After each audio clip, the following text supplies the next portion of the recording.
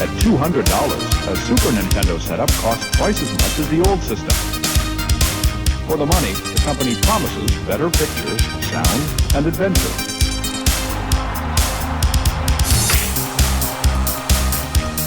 Now you're playing with power, superpower.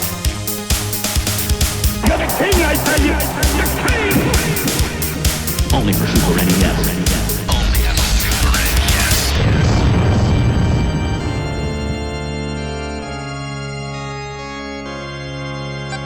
You're listening to the SNES podcast with your host, Soulblazer. Hello, everybody. This is Super NES Podcast, episode number 286, coming at you. Your usual co-hosts are here. I am Greg, and also joined by Joe. Hello. And we are proud to have another guest host on the podcast. As promised, we're trying to do a lot of guest hosts this year. So first time on the podcast. I think long-time listener, hopefully. But we're very pleased to have Thrak on the podcast with us today. So hello. I'll never tell. Hi, Greg. Hi, Joe. Thank you so much for having me. As a longtime devoted fan of the 16-bit machine, the Sega Mega Drive, aka the Genesis, I am thrilled to be on the Super Nintendo podcast. Thank you very much. That's actually a very good segue. What experience do you have? So, what experience do you have with Super NES growing up? Okay, so growing up, I had an NES and the Sega Genesis in the house. My parents gifted them to my two older siblings, and they played them for, as they were younger, but, when they got older, they kind of, phased out of it and started doing, more normie entertainment things that people do. But I got hooked on them, I mainly the Sega Genesis. It's still one of, if not my favorite console of all time. I just have a lot of nostalgic love for that thing. And it just meant a lot to me. And, growing up, eventually, you get into gaming and you do your online research and you learn about stuff. And then I learned about the Super Nintendo. And I was like, this is weird. We never had this. And I think I even asked somebody in my family, was like, why did we never get a Super Nintendo? And they're like, I don't know. We just they didn't want it for some reason or whatever. So I didn't actually properly play the console until like high school. But before that, in like middle school-ish is when I first discovered emulation. And I used to try out games like, Chrono Trigger, Earthbound on SNES, if you remember. And it's back. Yep. Super SNES. It was so cool. I love that it's back. Yeah, I know. And the snow is still there. It's beautiful. So that was like my first true experience, was testing these games out on emulators, figuring out how to do it, and then being like, oh, look at this, all like really neat stuff. But then in high school, a buddy of mine somehow got a Super Nintendo, and he's like, do you want this for like $10? I went, sure. So I bought it from him, and he had Super Mario World on it, and I played through the whole thing on Super Nintendo. It's actually the only game I ever properly beat on the hardware, officially. And that game's fine. I'm not going to go into my spiel about Mario World. Just, I'm a Mario 3 guy. Anyways. But then I tried, Final Fight and, some random other games for Super Nintendo. I think I just never really knew where to go with Super Nintendo as far as, the library, especially when a lot of the highly acclaimed games were the RPGs or adventure games that I just wouldn't find in the used stores I was at. And if they were there, they were kind of pricey. And for a long time, I was kind of allergic to RPGs, so I kind of stayed away from them.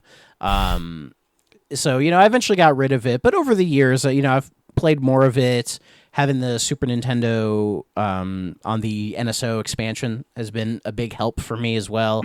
And I'll always prefer the Genesis. There's just something about it. Just to me, that's 16-bit. It's pure childhood nostalgia stuff, but it's just that console just means a lot to me.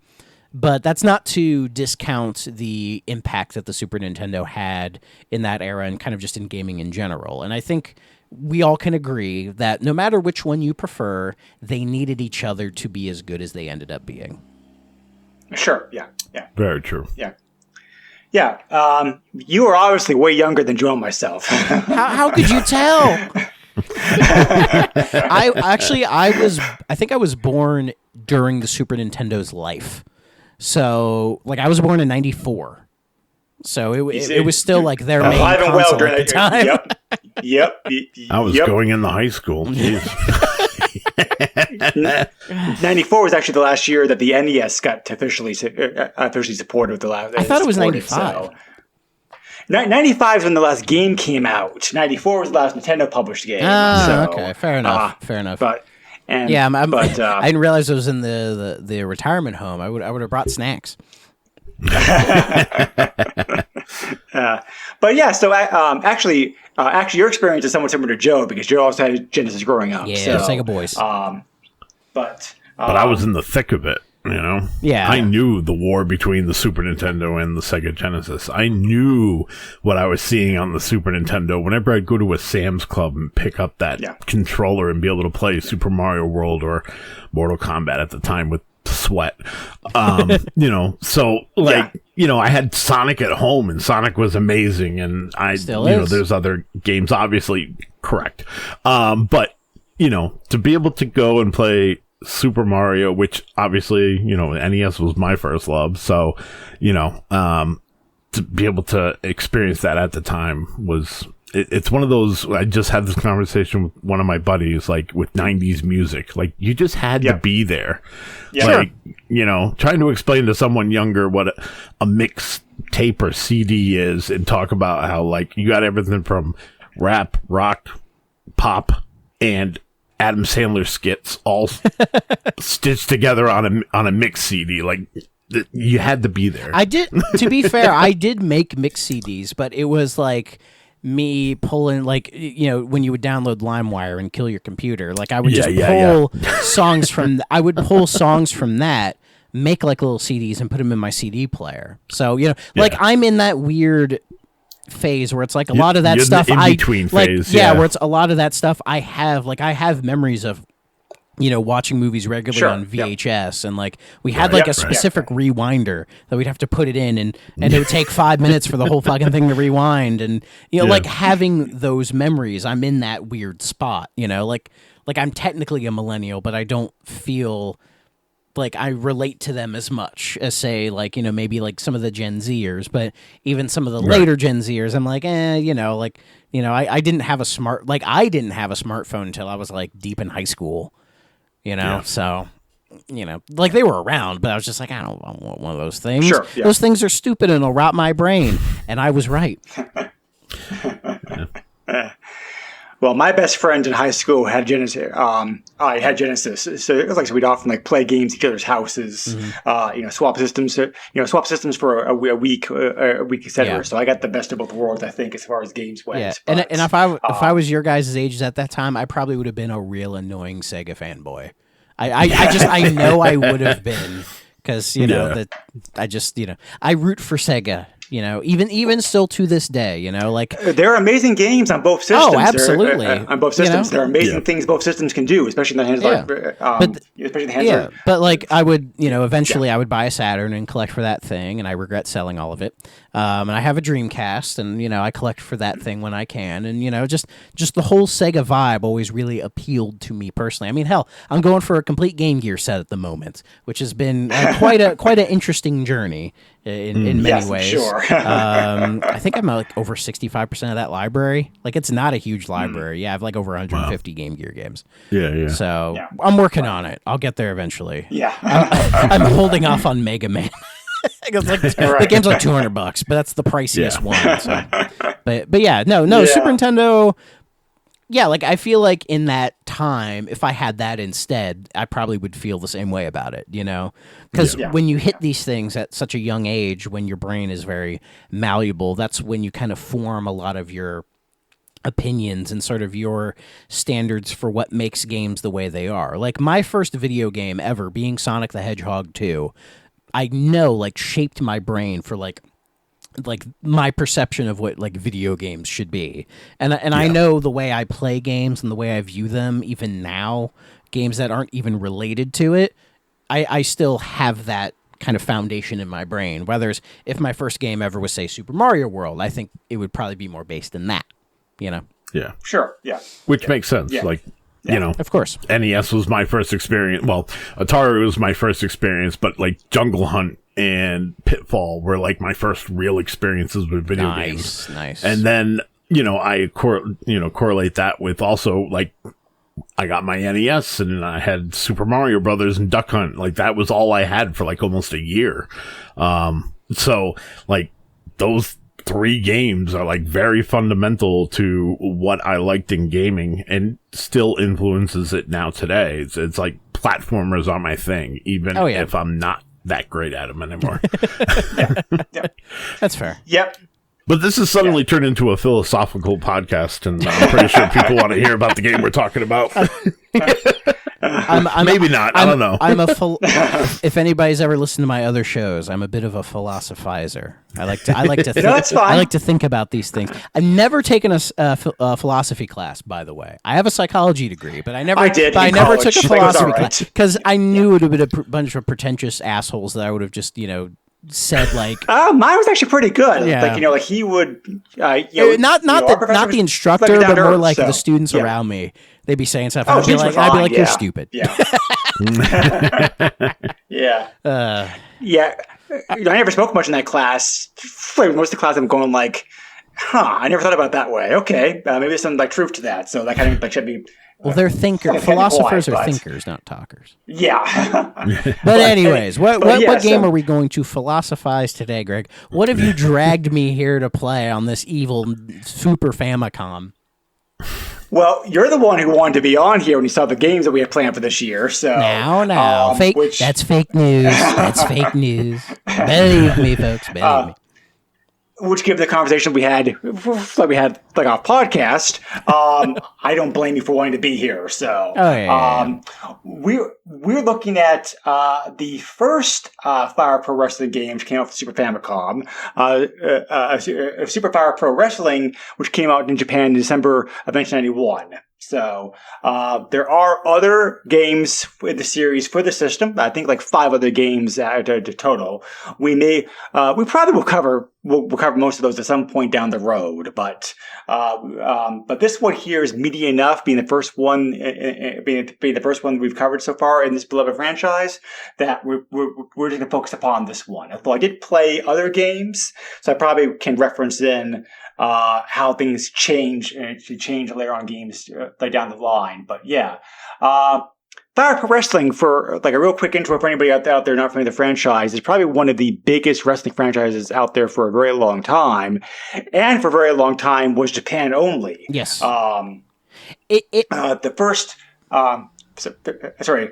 Go ahead. Well, it was kind of one of, if not the very first Japanese wrestling franchise, because if you think about it, like, in my, Sega Genesis days, when I eventually started to collect for that console, when I had the ability to, I would, hunt down the wrestling games, because I became quite a big fan of wrestling in my younger days.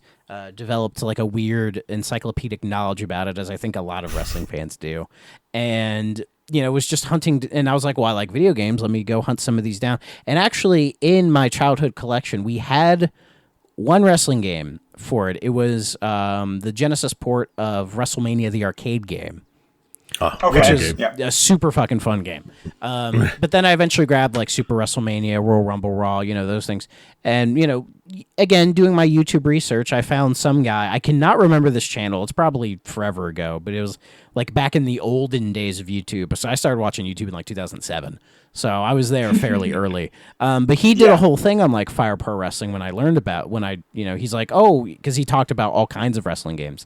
And that's when I first learned of Fire Pro Wrestling. It's like this really like much different style of wrestling game that existed only in Japan for that audience, because Japan has a very big, deep, passionate love for wrestling as well, which I think is really, not really a hidden thing anymore. I think we're all well aware of that. If you ever watch Wrestle Kingdom. But anyways, so we have talked about that in past podcasts. In this series, it went for a very long time. It still technically exists. Like the last proper entry was in, I think, 2017. Fire Pro Wrestling. Yeah, let me just touch about that. Yeah. Go for it. Right. So the first two games of the franchise were PC Engine games, which is a very popular system in like Japan.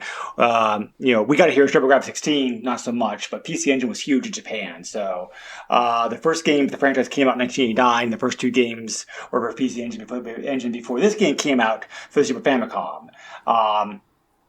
And there were a bunch of other Famicom, Super Famicom Fire Pro Wrestling games as well too. There was also one Mega Drive pro wrestling game as well too, which actually was planned for U.S. release, but never happened, unfortunately. Yeah, because I believe.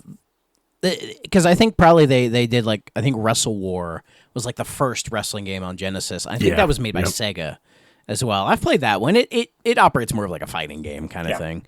Yeah. Yeah. Yeah. So the first the first Fire Pro Wrestling game to get an official. I say official because a lot of the older games do have English patch ROMs available now. The first game to officially get released in the West was Fire Pro Wrestling for the GBA from back 2001. Yes. The last game in the franchise, as of right now, is Fire Pro Wrestling World. Came out which came on PC in 2017 and is still on Steam. I still have the game on Steam, as a matter of fact. But I have heard, rumors that there is a new game, in the franchise, in the works. Okay. So, cool. So there may be a new one coming out at some point. But, well, thinking about it, probably why they never really came out here until later into 2001 is because Fire Pro Wrestling has never had, or at least back then, never had an official license from any wrestling promotion, Japan or otherwise. True. Yeah. And so they would get away with it by, having, facsimiles, basically. And I think which a lot of wrestling games did back in the day. Yes, so, but I think in Japan, it must have been the rules were maybe a little bit lighter over here in the West, which is maybe why they didn't do it. Because if you say I've played quite a bit of Fire Pro Wrestling S 6-Man Scramble for the Saturn, and that has a whole cast of WWF, WCW, ECW wrestlers, right. And it's if they tried to put that out over in the States, they probably would have got sued into oblivion, and they didn't want to deal with that. So that's probably why. And then the few that have come over here, because I played quite a bit of Fire Pro Wrestling Returns on the PS2 in 2005. That was my introduction. Yeah, that one has all Japanese wrestlers. But Fire Pro Wrestling is known for its extensive creative character suite. Yes. That is not in this game we're talking about. It would appear later, but that also became one of the main selling points for these is any wrestler you want to make, you can just make them. The amount of options they give you for appearance and moveset and everything, it's so crazy seeing people I think even the new one, World, it has quite an extensive suite, and that's probably it does, and that's probably and you can download those. You can download those mods. Yeah, you can very easily download all the mods. And so if you want Danhausen and Fire Pro Wrestling, there you go. Yeah. That's probably how you do it. Though I could see him adding his likeness officially to Fire Pro Wrestling. You're absolutely, use me, please. Or whatever Danhausen does. So that was another thing of why they were so popular. And also, fun fact, I'm sure you guys know this, is that Fire Pro Wrestling was the beginning of Goichi Suda's career, or as we know him as Suda 51. Yep. So before No More Heroes, well before Lollipop Chainsaw, well before even Flower, Sun, and Rain, he was directing and writing the scenarios for various Fire Pro Wrestling games back in the day. 'Cause I think he started his career at Human Entertainment, who were the original developers. Not to mention my favorite game of his, Killer 7, which is also I still need to play that. It's sitting on my Xbox. I need to play it one of these days. Right. Yeah. And it makes sense because he has a very his games have a very pro wrestling vibe to them. One of his later pro wrestling games got criticized when it came out because it's very controversial, mature storyline that the game has. Oh yeah.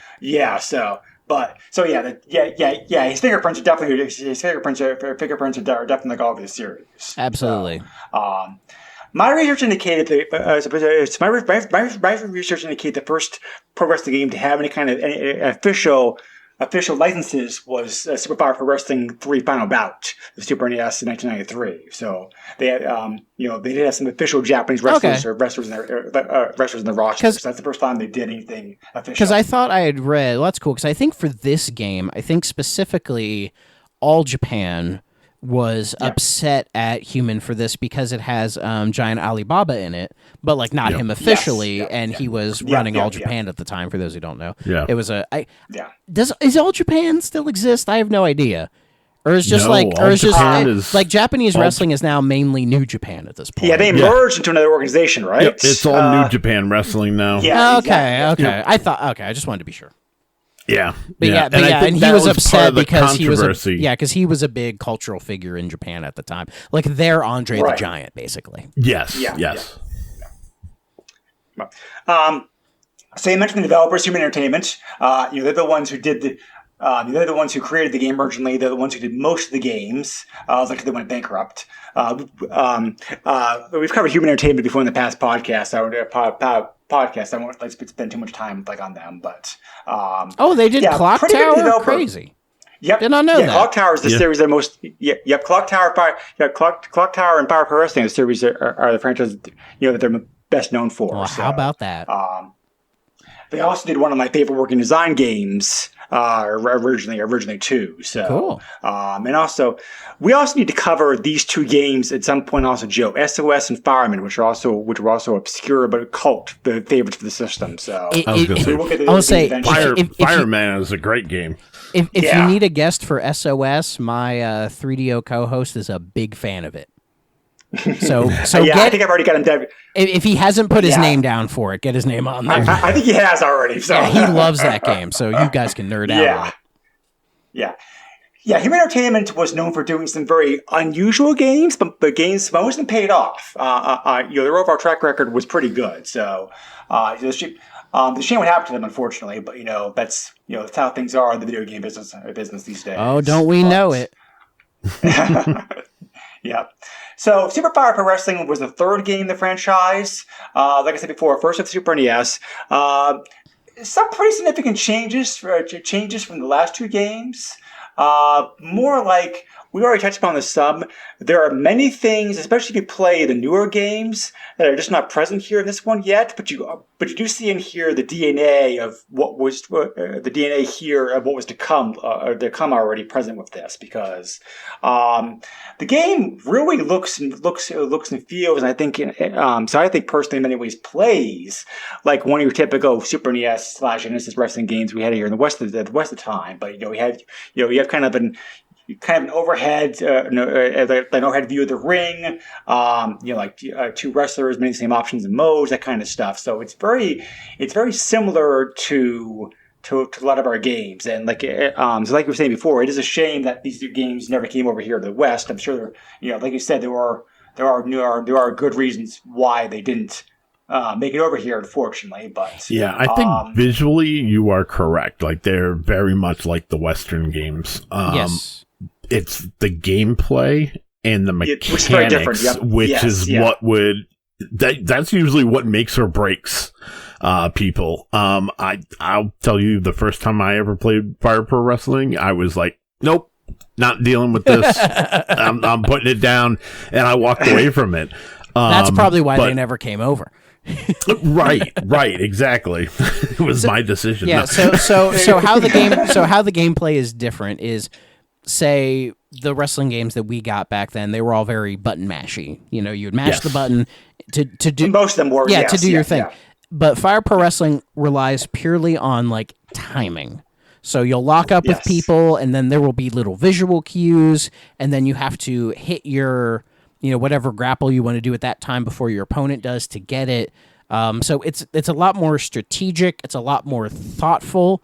And it's a lot more pensive of a game in some ways as well, because it's so easy to fools rush in especially with wrestling games. You just kind of want to do the thing, right? And even with modern 2K, there's still elements of that, but this game tries to make you think about it more, and that's why it's so easy at the start to be like, I hate this. This is rough, man. Yeah. And even playing this one, I feel like like it's just super not refined. Because when I was doing it, I was like, I didn't know what the timing was. But then when I found like a little English guide, they told me it's like, oh, when their knees bend, that's when you're supposed to do it. And it was like 90% of the time, they were always faster than me. I could just I never beat anybody. Like, I played this game for a couple hours. I never pinned a single opponent because everybody was better than me. So my experience was pretty similar to like you and Joe. There is a learning curve to this for sure. I don't remember. I think I think the GBA game was my first like Battle Pro Wrestling game, so I kind of knew what to expect. But this game is even more timing than the timing base, I think, than later games in the series. Yeah. And I think also that's because I mean, you two are wrestling fans. Honestly, I'm not. You probably could speak more about this than I can. But I think that the mindset is just different for Japanese wrestling fans than they compared to like American wrestling fans, because the American wrestling fans wanted WWF style in their games, whereas the Japanese people wanted more Japanese wrestling style in their games. So these games were very suited to the Japanese mindset of wrestlers at the time period. Now that mindset's changed since then, I don't know. You guys would be able to, you guys probably would be able to speak about that, but I think that these games are very Japanese feeling for sure. Go ahead, Joe. Sorry. So, especially at the time this game was released, Japanese wrestling was an art form. And I mean, like, which these games really show. People in the crowd wouldn't be cheering. They would sit silently. When a big move was done, you'd hear a spattering of a clap. That's it. They would only get somewhat excited come the end of the match, after there was a victor. And storytelling is key. They really know how to tell a story in that ring.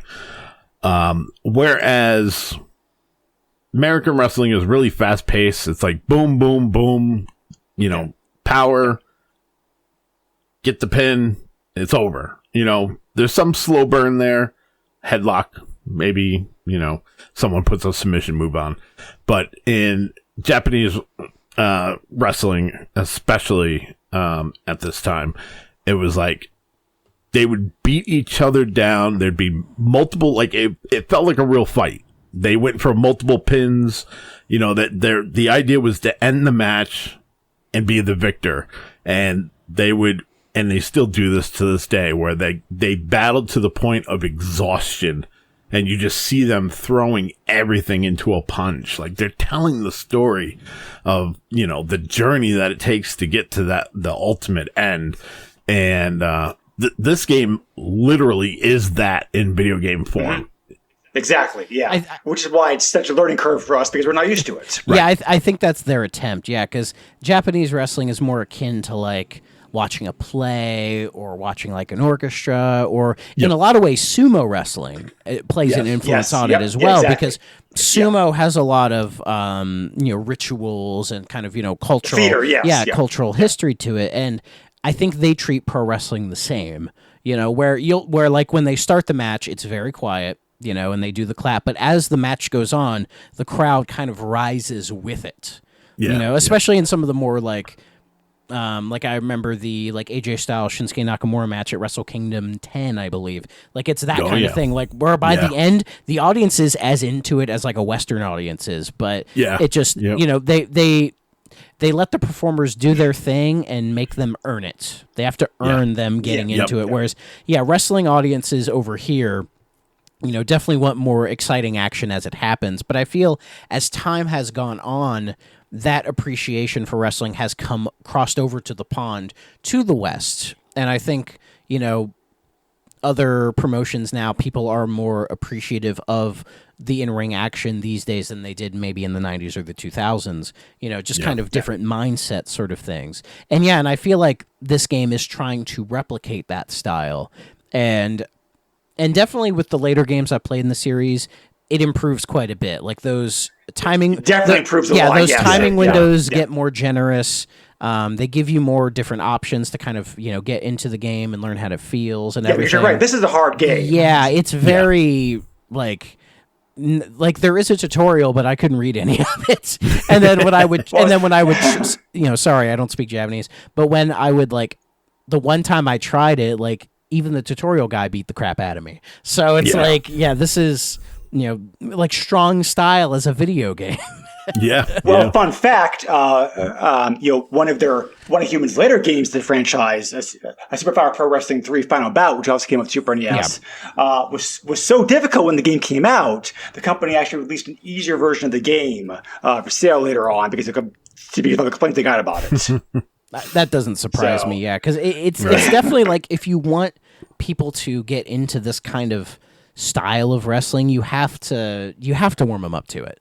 And I think that, learning curve is probably why these games never came over here, because I bet there were attempts throughout the years, but then when they would do, say, American playtesting, they would be like, this doesn't get into the action the same way, but wrestling games over here went through so many changes throughout the generations, and then they did, I would play this over any of those what was it, WWF Warzone or WWF Attitude on the N64 and PlayStation, where it was you had to type these really complicated button combos to do moves. It's I'd rather do this because So because there's a little bit more intuitiveness to this than that.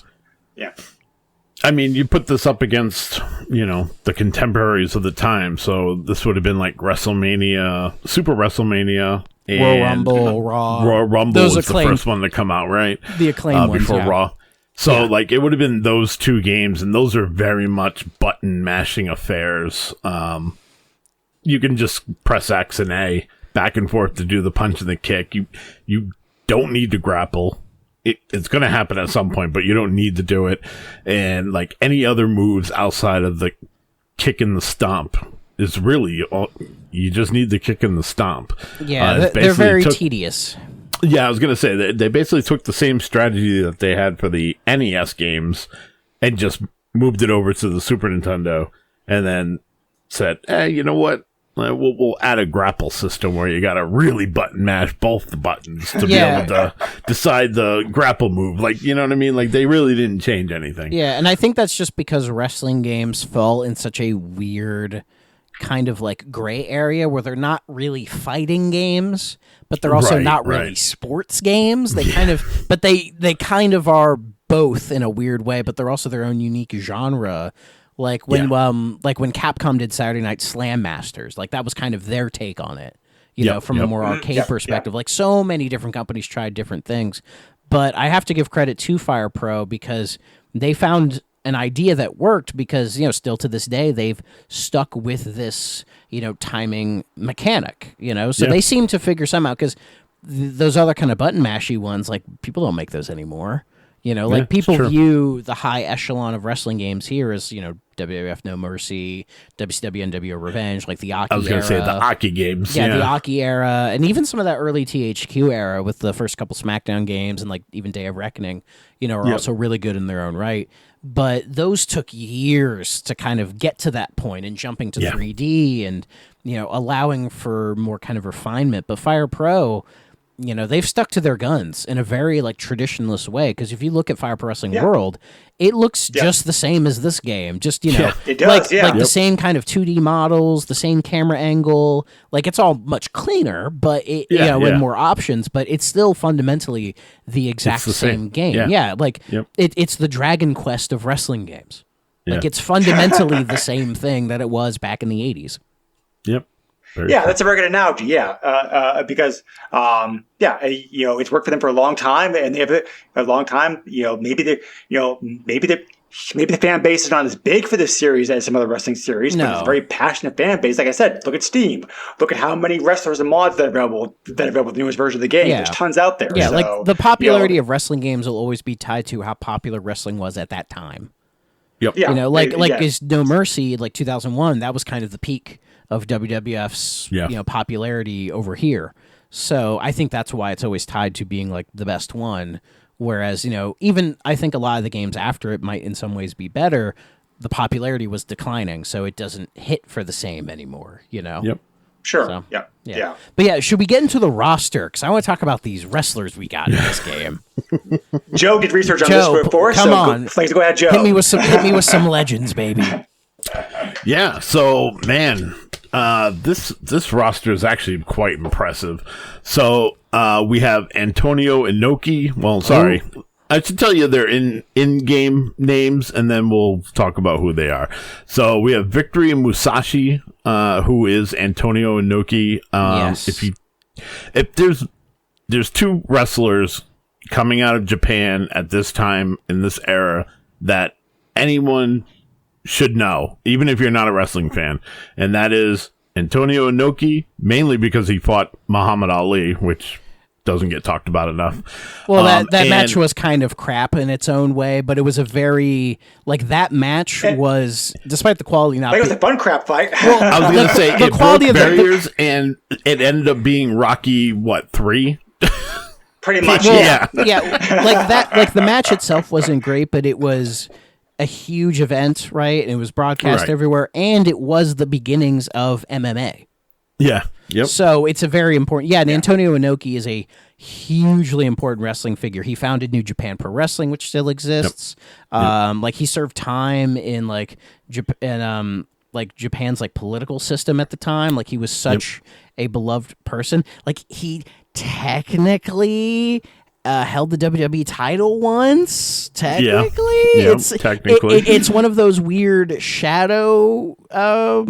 What are they called? Like a shadow reign or something? It's a very weird story. For those who don't know, it was the late 70s when Bob Backlund was having his run. He was over in Japan, and him and Inoki had a match. But it ended kind of weird, almost borderline a dusty finish. I don't think it was intended to be. I'm not sure the whole thing, but due to Inoki's sort of his honor, I guess. He never officially, he vacated the belt and never officially allowed himself to be recognized as champ. And even to this day, it wasn't even until I think a couple of years ago when they actually have mentioned it now. Yeah. So technically kind of thing where it's they recognize Andre the Giant as a champ with the Hogan thing, but he gave the belt to DiBiase, and then DiBiase actually wore it to some house shows and was even credited as champ, but he never gets considered it. Right. So it's very weird stuff, But Inoki is incredibly important. If you don't know, even if you're not a wrestling person, he's just a super fascinating guy to read about.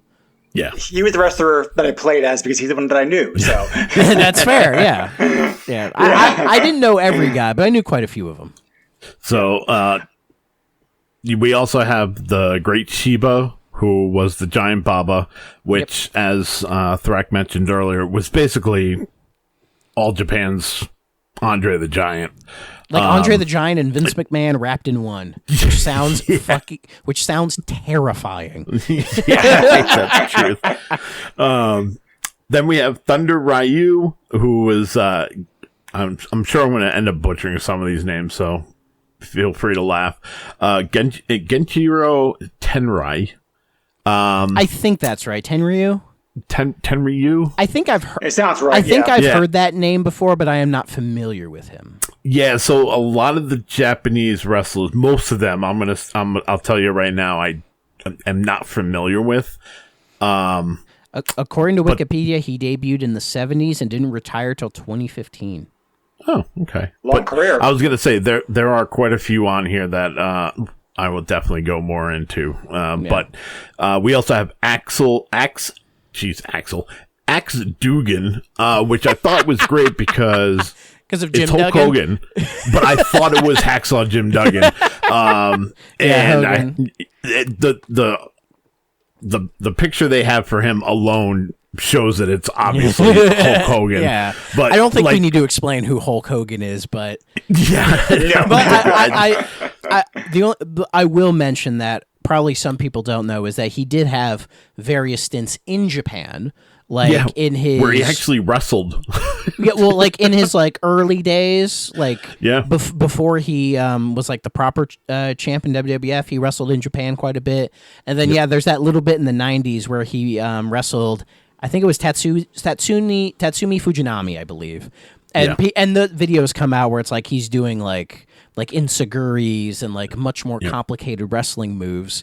You know, I mean, he was trained by a Japanese wrestler, Hiro Matsuda, so he probably had some of that in his arsenal. But he had always said, like, the West is more about show, but in Japan they care about the wrestling, and that's why he would flip-flop kind of thing. So, you know, he could wrestle when he wanted to or when he felt he had to, but, you know, I'm not going to deep dive into Hogan. We don't have the time.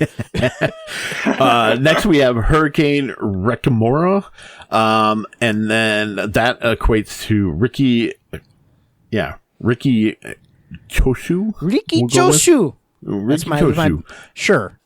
Never then we have Shinya Hadamoto, and it's actually Shinya Hashimoto. He's got to be somehow associated with the game. The name is too familiar, like too close to his real name, that there had to be, he had a cousin working for Human or something, because I feel like that's a lawsuit waiting. Possible. Then there's Joe Kajiwara, which was Yoshiaki Fujiwara. Jeez. Mako Higaki, who was Masaksu Funaki. Michido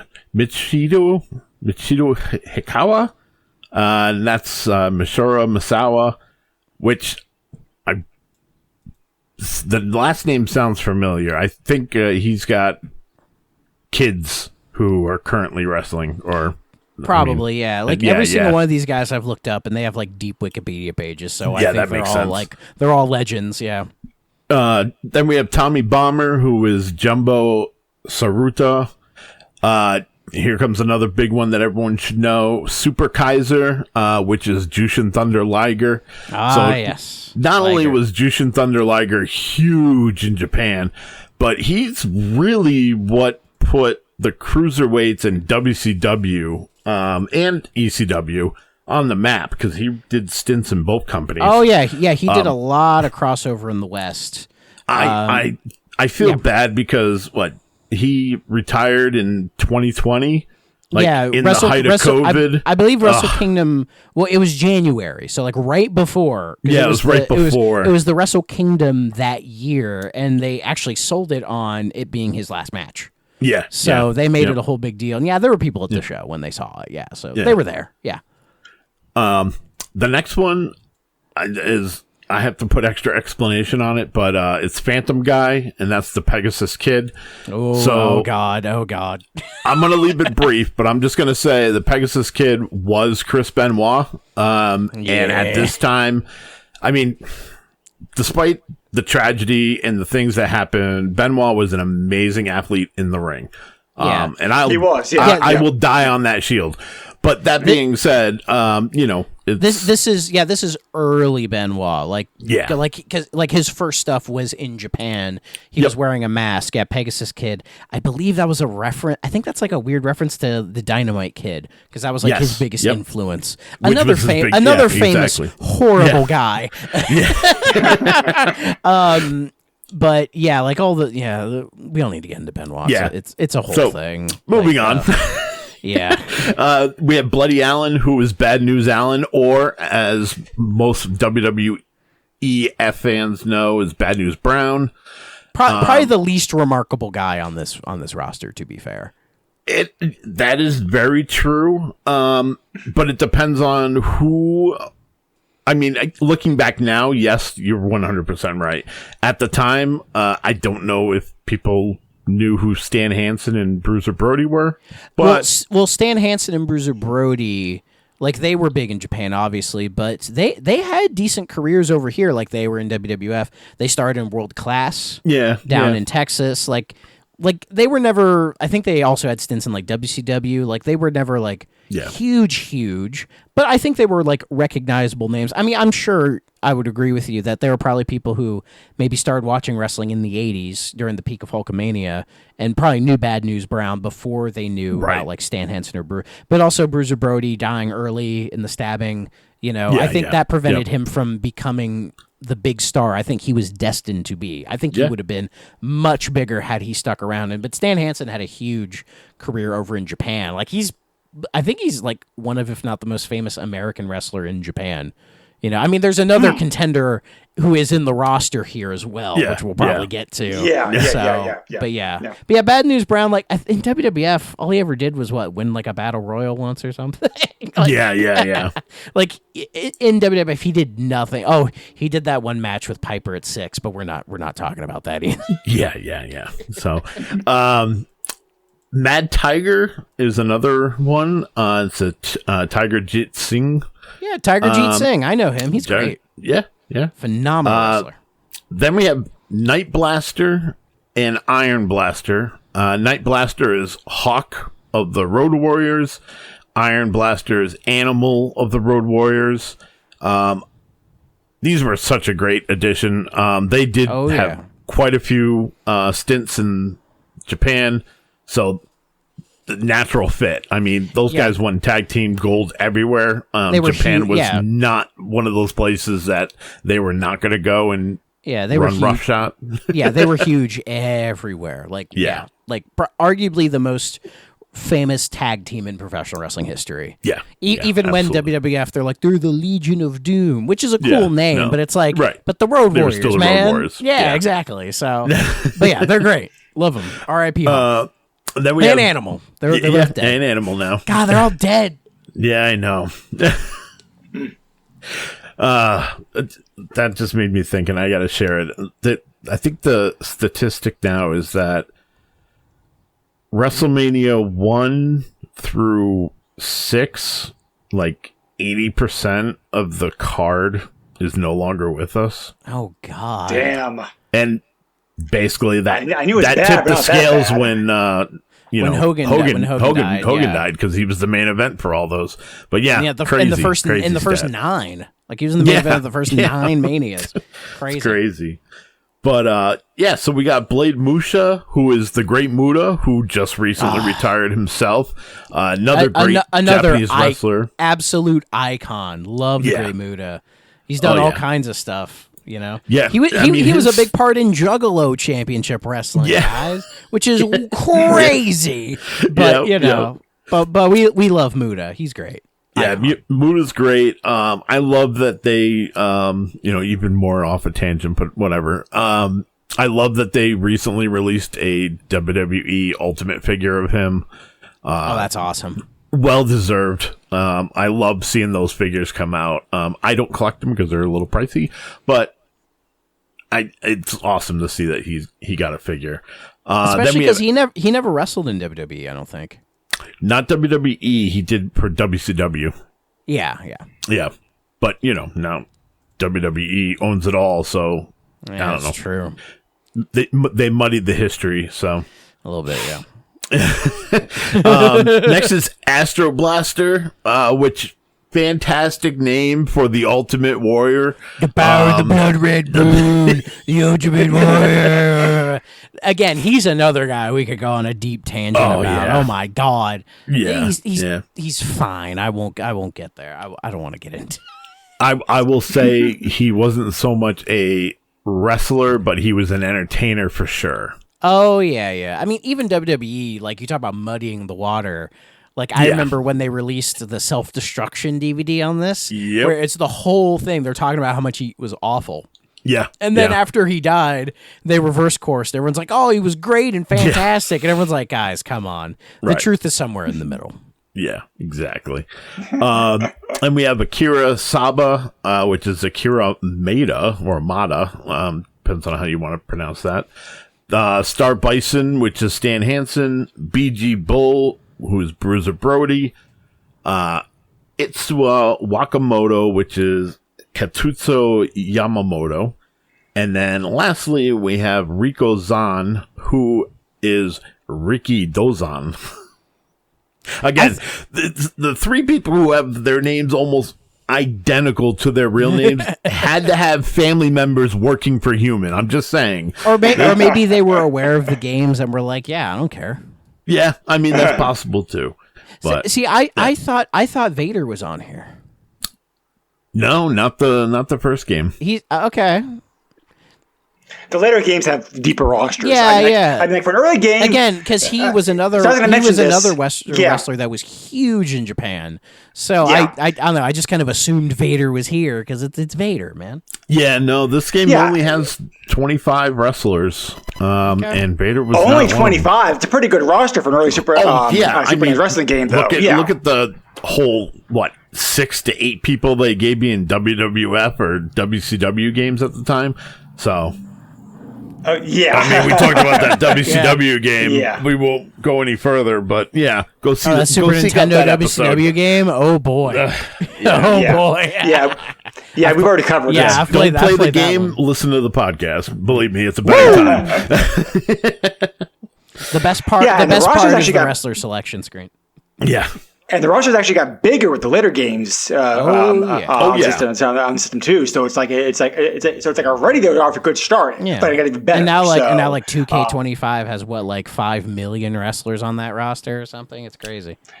Too many wrestlers these days. Yeah. I was gonna say I just actually bought that game last night because it finally went on sale. I was impressed by everyone they have. I was not because I kept away from the roster reveal and whatnot. So I'm impressed. It'll probably be the last wrestling game I buy because the past 3 years have just been the same game with roster updates. Much. And it's the whole reason I don't buy Madden anymore because Madden's been the same way. So, I'm the guy who plays FIFA 16, NHL 14, I haven't liked a Madden game since Madden 12. Yeah. So it's just how I am. I don't need an updated roster to enjoy a game. That's all it comes down to. I still play NFL 2K5. I mean, banger. Right. So I actually enjoy Madden 25 quite a bit. I have that. I was watching streamers. I've watched some streamers play some of the more recent sports games, the basketball and the golf games recently, and they look pretty good. But I liked PGA Tour 2K25, but But anyway, so for an early game, it's a very impressive roster. Oh yeah. But and I think and their stats seem like. Again, you guys know better than I would, but I think their stats in the game seem like it reflects the actual wrestlers too. I didn't make note of the stats, but I remember seeing the stats and not arguing with them.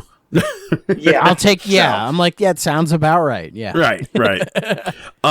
So one of the things that I know we lightly touched on it, but I wanted to go back to the mechanics of the game a bit. Sure. So, we already talked about the timing and whatnot, but for the argument that this flows like a real wrestling match, in the early part of the match, weak attacks are recommended.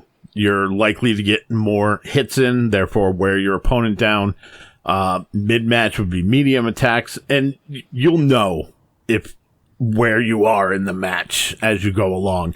And then, of course, in the late game, you're going to be able to pull off your more powerful moves, your finishers, and, whatnot. Prime example, if you attempt a pile driver or a suplex at the beginning of the match, I think it's 99 to 98% chance that you are not going to pull that off. It will be reversed, and you will wish you had not tried it. Been there, and that's the thing I really want to stress is the realistic simulation that they tried to attempt here. And in my opinion, yes, it's crude compared to what we got down the line, but we're talking about this game here in 91. They did a good job. This is a fantastic game. Probably showing my hand a little too much, but that's okay. It's definitely a game that's ahead of its time, I think, because yes, absolutely, because they're trying their best to shoehorn what makes a great wrestling match into this game, and really, its biggest flaw for me is that it just the tech and sort of I guess the fundamental game design just hadn't caught up yet. Yeah. Because you go 10 years later, or heck, even 5 or 6 years later, and it's oh, okay. Like, now they're figuring, like, playing this game to me, it was very much like the bones of a really good idea. Yeah. That just really needed to be, worked out. Because also, it was surprisingly basic because I don't think there's a character creator in this at all. No, not at all. No, that would get introduced, I think, a little bit later. Yeah. Probably to counteract some of the copyright issues potentially they were stepping on. Right. And some of that, and like you can't choose like the arena, so like the arena you have is fairly minimalistic, but that's okay. I was going to say Japanese wrestling at the time was very minimalistic, so it's but they, par for the course. But they would sort of embrace some of that stuff later, especially when, because I think around this time, maybe a couple years later, is when Japan would start embracing the more like extreme style of wrestling, like ECW, even higher than that. And those games would incorporate those later on. So. But it would kind of change and flow with the times. But here, it feels very. It feels like watching old wrestling footage on YouTube. And being like, like this is what wrestling used to be. Wow. There was one feature the game had that was pretty ahead of its time, though. Although you did have to use a combination code to find it, you could do a CPU versus CPU match. Yeah, that was pretty cool. Okay. Yeah, I didn't know that. So Yeah. one of the things I was going to point out that I felt was at least unique at this time was the different modes that you had. So you have, World Championship, which is what you'd expect. You take a wrestler and take them to the championship. It's going to be a bunch of fights. You got Exhibition, where it's just one match, against the computer. Open League, where it's round robin, double elimination. Then you had elimination matches, which is your typical tournament. And they knew what they were doing. They put a tutorial mode in here.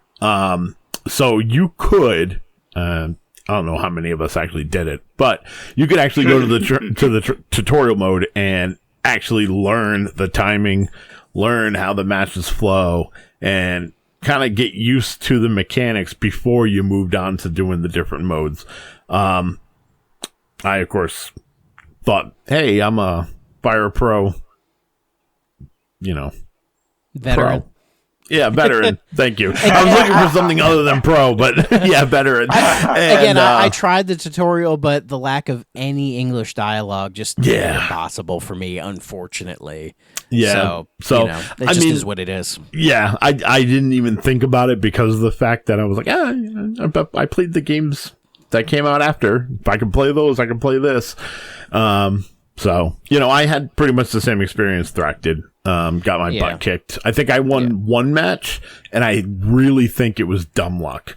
I almost won by count out, but I forgot that Japan does 20 count out instead of 10. Yes. So I was like, dang it. Yeah.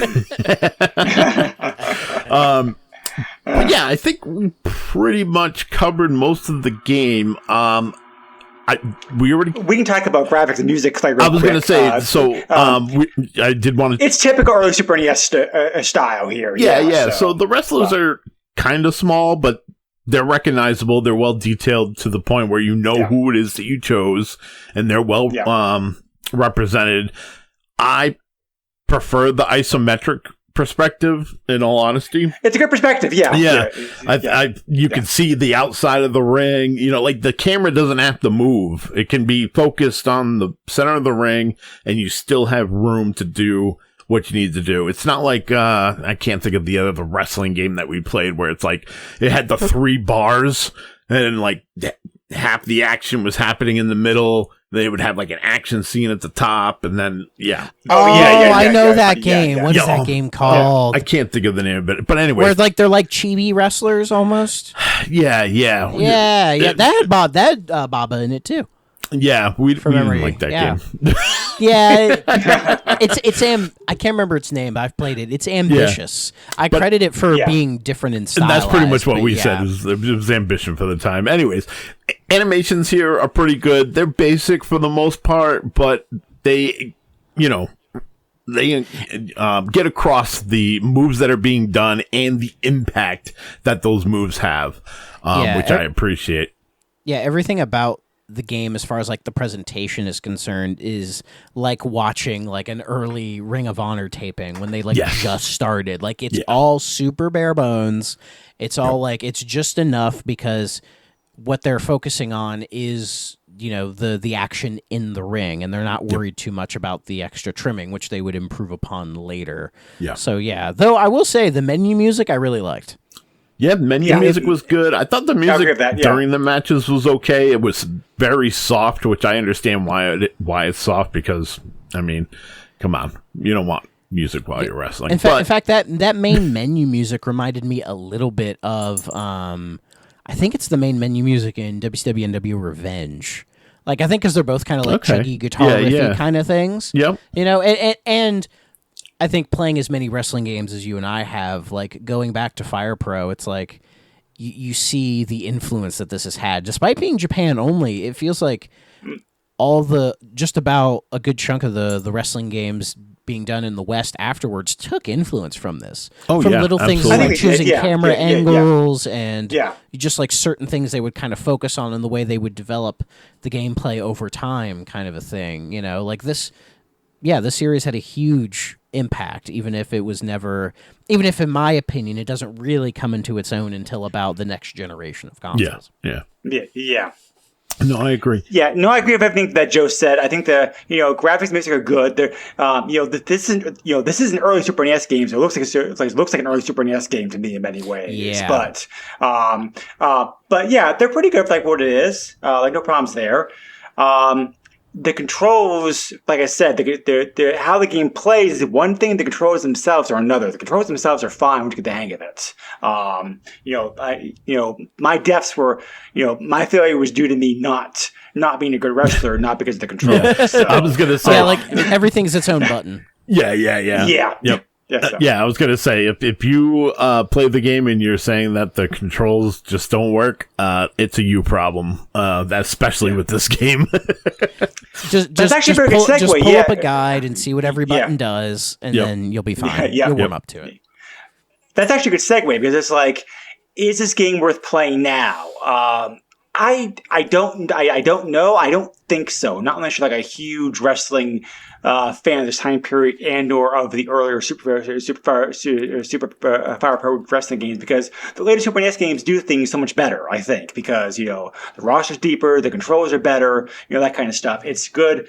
It's a good game, but they definitely were still making improvements, and the improvements in later games would definitely benefit from those improvements. So I don't regret playing it. It was fun, but would I want to go back to it? Probably not. There are definitely better games on the system, as a matter of fact, in this franchise than this one is. So I see why it's so popular, because the game's so very well in Japan. But playing it now is kind of a bit rough, I think. Yeah, no, I 100% agree.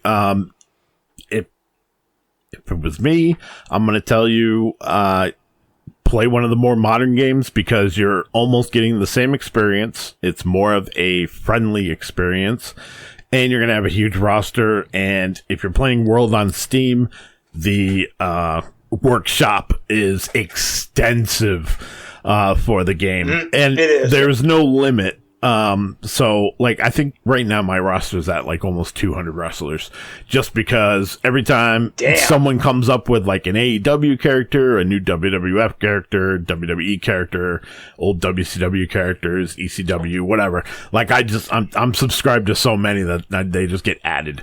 And then of course they do custom rings now and everything else. So like that's all added in there. It's a lot. But anyways, you can customize the referee. Yeah, it's crazy. So, could I recommend this? No. And the reason I can't recommend this is because recommending this would be like me recommending the PC Engine games. I personally have never played the PC Engine games. I know they exist, but I've never played them. Yeah. I would have never played this except for this podcast. So, like, for me, like, my introduction to Fire Pro Wrestling was on the PS2. And that was a fun game. And that hooked me enough to get me to the last entry that was released on Steam and consoles. And that's good for me. I don't need anything before that. I appreciate the legacy that it brought to the franchise and built the franchise, but it's hard for me to really relate this. to recommend, Super WrestleMania when there is SmackDown versus Raw or WWE 2K26 sitting out there for you to play. It's very hard to go back, especially with some of these games, go back to the beginning of the franchise after so many and enhancements and whatnot. And I know that's sometimes very controversial, but we've played other games that are in franchises that have extended past the Super Nintendo, and I've kind of hinted at the same thing, like play the newer games. You don't have to go back to the originals to play and understand the history and the legacy. So that's where I stand. If you want to play it, but it's not recommended. Thrak, what about you? I'm in the same boat with you guys. Like, it's a nice foundational title for what the series would become. But yeah, like I've spent quite a bit of time on like the Saturn version, the PlayStation version, the Dreamcast version, the GBA ones, the PS2 one, and just seeing this series evolve and change and grow over the years and just really refine this core concept they had back in the day. It does make going to the older ones a lot more difficult to do. It's like, why would you play the old Nier when there's a new Nier? Like it's like that kind of like level of almost obtuseness to some of the ideas there. But they stuck to their guns and kept it going, which is really what it should be doing.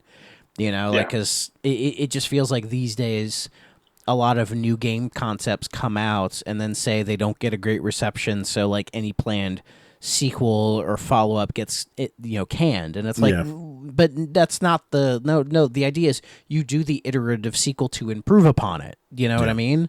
Like if Assassin's Creed died after the first game, which was kind of whatever, we wouldn't have got 2, and 2 is a much better game in comparison, right? It is. So this is kind of the same thing. Like they stuck with it and they eventually made it work. And like the newer games, I highly recommend them. Like go get World on Steam whenever it's on sale.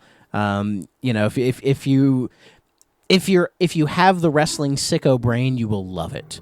But if you're more of like a casual person, the series won't really do anything for you. But it's really not meant. True. Yeah. I think that's the other appeal. It's not meant for casual fans to get people in. This is meant for people who genuinely are into following wrestling and just love everything about it. Like it's for the fans, clearly. And I think that's why we said before, like another like we said before, like on their podcast with sports games, it's like you usually have simulation games versus like arcade games. They're both good, but they're both good games, but they serve different franchises to play. Exactly, and this is like the sim racer to Royal Rumble's like arcade racer. It's that kind of comparison. So yeah, I can't recommend this first one. I'm sure some of the later Super Nintendo ones are pretty good, and it's like recommend. They are good. Yes. Recommend them for being this one's like a real neat one to play. Like I'll always recommend the Saturn one, Fire Pro Wrestling S 6-Man Scramble. I've always thought that one is a really really solid entry in the series. But it could just be because I like the Saturn. I don't know, but this one I can't recommend. But I'm going to steal the rating system on 3DO Experience. It's okay. It's getting an okay. Okay. So there are some the game uses a password system which we provides, by the way, which I don't think we mentioned, but you can use the passwords to change up the referees, to allow you to fight against to allow you to fight against the three hidden bosses. There's also hard mode you can unlock with a password too as well. So which. Geesh, regular game's hard enough. So I was gonna say, who wants to unlock hard mode? Game's hard enough, right?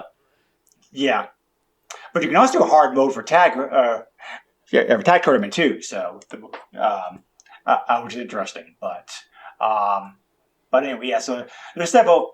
So the passwords for like all those things are usually found like online. Be curious, but. Anyway, pricing.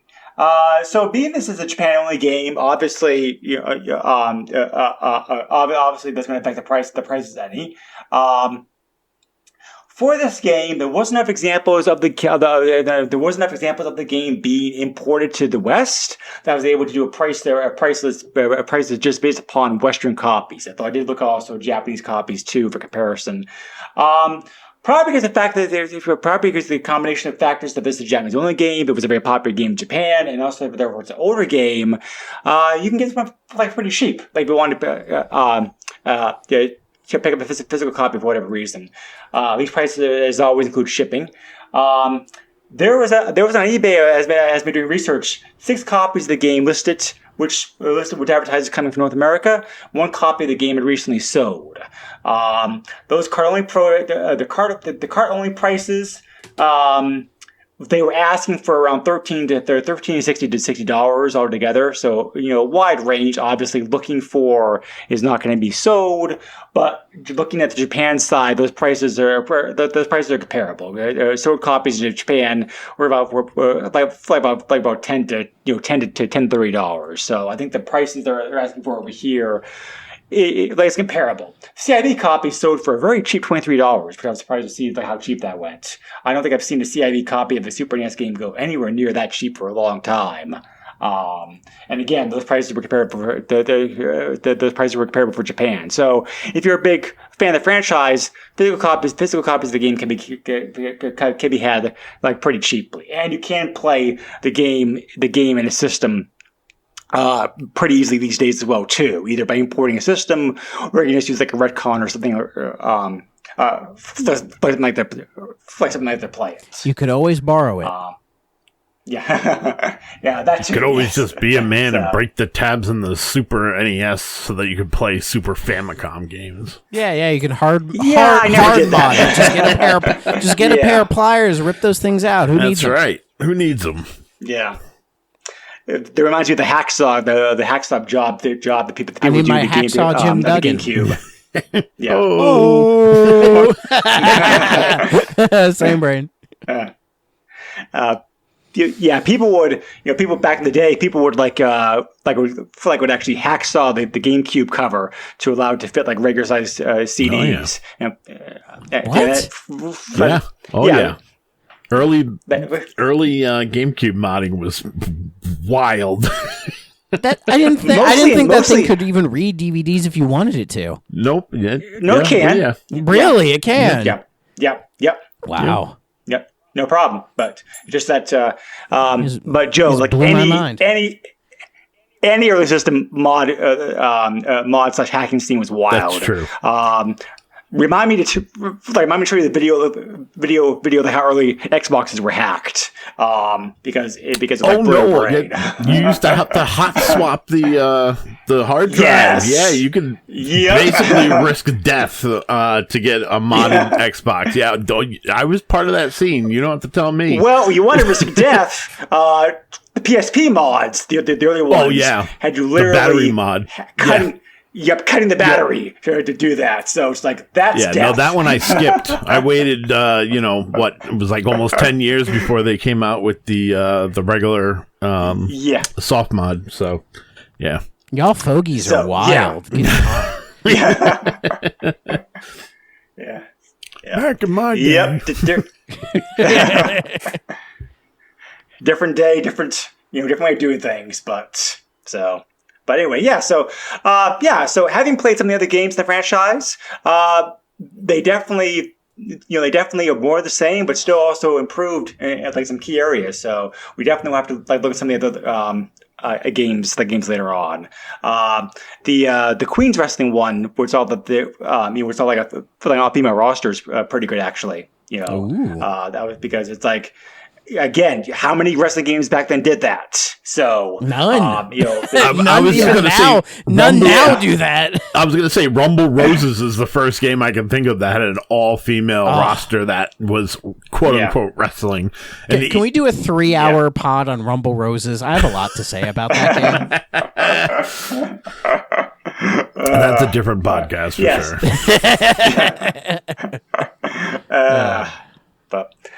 Alrighty, so as always, thank you very much for being here, Joe. Appreciate it. Of course. I know you was happy to talk about a wrestling game, and I make sure to throw you a wrestling game, 1 or 2 wrestling games a year to keep you happy. So, this is your bone offering. Thrak, thank you very much for joining us on the podcast. Like I said, yeah, we definitely hope to have you back at some point. Some point in the future, but. This is the chance for you to plug your other podcasts, projects, websites, whatever else whatever else you want the people to check out. Well, great. Yeah, thank y'all for having me. It was good to talk some wrestling for once in a while. A good time. So yes, of course. My name is Thrak. That's what you can call me. And yeah, I have 2 current podcasts at this moment. I am the co-host of the 3DO Experience, where me and my friend Bill have been chronicling the 3DO, much in the same way this SNES podcast is. Going through the library, talking about, the history of the console, the games, even... I will be joining you guys at some point for like a game or 2. Absolutely. Yes. Joe, if you want to come on, let me know. I'll send you the list. Are you covering some of the spicy games for it? Quote unquote games. We already did. Yeah. We actually already did. Yeah. Okay. I'll send you that episode so you can listen to it. It's one of my favorites. That's one of my favorites. Yeah. It's the console and everything, and also their time as a third-party publisher. So we've been slowly working our way through the Army Men games. Nice. And all that kind of stuff. So. But Heroes of Might and Magic, I still play the. Exactly. We've done one of them. We haven't done the others yet. I still play those games today. So. Yeah. So wherever you're listening to this podcast, you can go listen to 3DO Experience. It's been 3 years now. It's been a good time. So go check that out. And also I have a solo little podcasting project, I'm calling it, called Call of Duty Thrak Ops, where I've been working my way through every game in the Call of Duty franchise and reviewing them, mainly focusing on the single player campaigns, but I also cover the multiplayer or the zombies or whatever extra modes. Didn't they just announce announce a remake or port some of the earlier games? I haven't seen that officially. There's been some rumor about Black Ops 1 and 2 getting proper ports to modern consoles. It's not official? I thought it was. I haven't seen an official one yet, unless they got it and I just haven't seen it, which is very possible. Let me see if I can find it again. Yeah. I thought something. Yeah. I saw something about that the other day. But at the time of recording, episode 14 recently came out. That's about Call of Duty Black Ops 3. So, wherever you're listening to this, you can go listen to that. And hopefully I can get caught up to the most recent one, Modern Warfare 4, coming out this year by the end of this year. Fingers crossed. Yep. But both of these podcasts are part of the SuperPod Network, which is a fantastic little network of podcasts that I've done, some work on in the past. Shows like Fine Time, Press B to Cancel, The Elder Trolls, Super Ghost, Bar Silence, all walks of life of really cool podcasts. And that's at thesuperpodnetwork.com.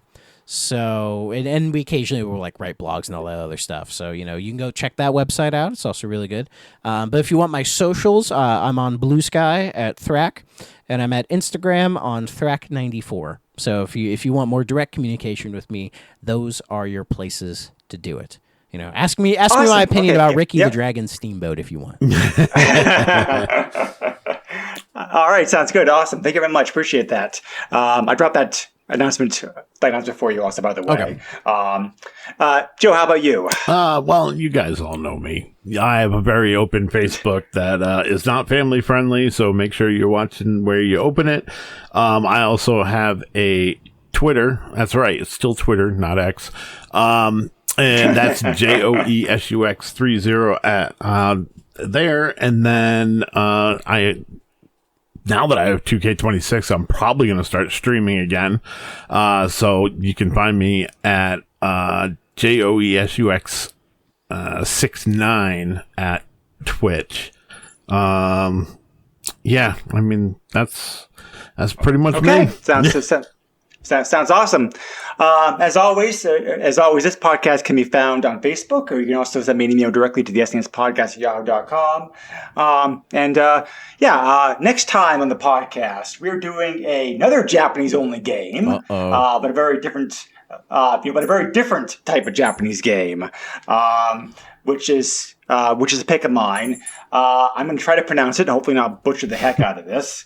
We're going to be covering Torneko no Daboken, which is actually a spin-off of the merchant character Torneko from Dragon Quest IV. Oh, so it's a role-playing game. Is it Mystery Dungeon? No, it's kind of hard to describe. Okay. The gameplay is Dragon Quest-ish without really being, but a little bit more action based. I think is the best way to describe it. So, it's a very weird game. So we're going to get into that for sure. Cool. But because of its connection with Dragon Quest, it was popular enough to get it.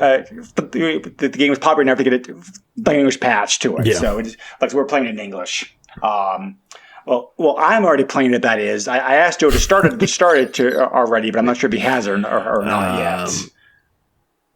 I was going to say, should I list the 20 PS5 games I just bought over the past week? Plead the Fifth Amendment, brother. Yeah.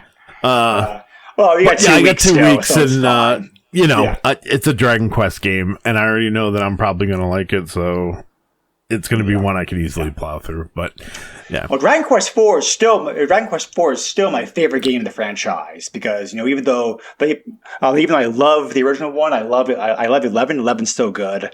But again, nostalgia. Dragon Quest IV is a very special place in my heart. So when I found out there was a spin-off game, featuring one of the characters from the game, I'm like, ooh, we definitely have to check this out. Yeah, it's like 8 will always have a spot in my heart because that was the first one I fully beat. So 5's pretty good. Yeah. Isn't there a remake coming out for that soon? Yes, I hope so. 5 and 6. Yeah, 4 through. I've heard that. Yes, 4 through the Zenithian trilogy needs the HD 2D treatment, like 1 through 3. Well, they came out with a remake of 7, didn't they? Yeah. Still haven't bought it yet. Which is pretty good. I still need to sit down and play it. I haven't bought it either, but I have seen people play it, so that's like pretty good. So, and then Dragon Quest 12, they had to go back to the drawing board, I guess, because I guess apparently they scrapped the entire game starting over again. So that's a whole thing. Lord knows when we'll get that. Yeah, I mean they did a good job with 11. I think it's sooner than we think. Yeah, I agree. Well, it depends how much of the game they scrapped versus what they kept. So. True. Because we don't know. I'm prepared to spend $70. I don't care. Oh yeah, definitely. I will buy a Final Fantasy VII Reunion next year when it drops day one, and $70. I'm sure that's how much that would be. So I'll drop that without batting an eye. So I get it. Yeah, but anyway. All right. Thank you again, as always, for listening to us, everybody. We appreciate it. Joe, thank you again, as always, for being here. Thrak, thank you for joining us today. Today on the special episode of the podcast, and we'll catch everybody. We'll catch everybody later. Stay safe, everybody. Be well, and later. Yeah. Bye. Nintendo controls 80% of the video market, but no matter how you play the game or which game you play, things definitely have come a long way since Pac-Man. Now you're playing with power. Super power.